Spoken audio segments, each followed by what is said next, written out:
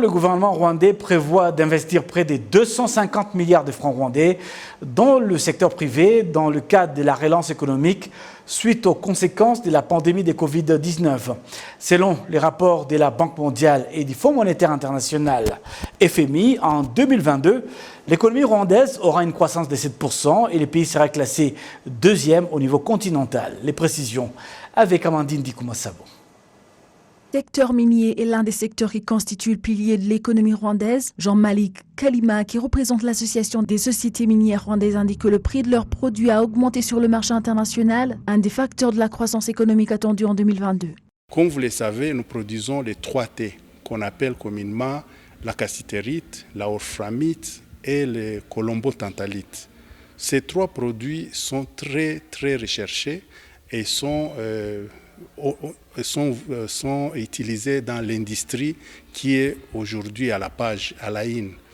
Les Haïti, comme vous le savez, durant cette pandémie, la plupart des gens travaillent à la maison, travaillent à distance, et cela fait qu'ils en ont tous besoin, et cette demande a été grande et a fait qu'ils ont aussi besoin de ce minerai. Vous allez le remarquer depuis la pandémie, les prix du minerai sur le marché international a pu monter un peu et on a l'espoir que ça va continuer à monter. Ce qui fait que moi je sensibilise les gens et les investisseurs à pouvoir investir dans le secteur car c'est l'un des secteurs qui pourra nous rapporter des devises durant les années qui vont venir et pouvoir positionner le pays sur une bonne position comme on vient de le dire par le FMI.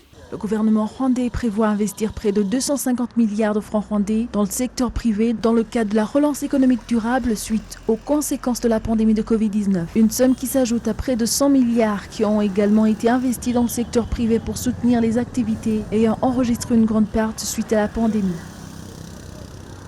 Nous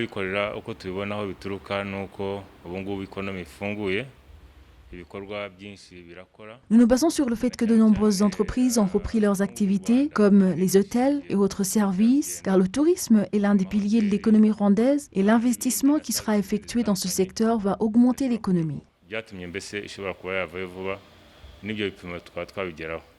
Le rapport d'octobre 2021 de la Banque mondiale montre que l'année prochaine, le Rwanda sera classé 2e sur le continent africain, car son économie aura augmenté de 7% après les Seychelles.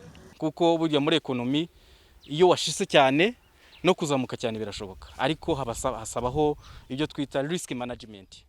Pour qu'il y ait une relance économique durable, il faut qu'il y ait la gestion des risques selon laquelle le pays utilise des stratégies de développement, de la technologie et de commerce en ligne car il fait tout son possible pour attirer plus d'investisseurs.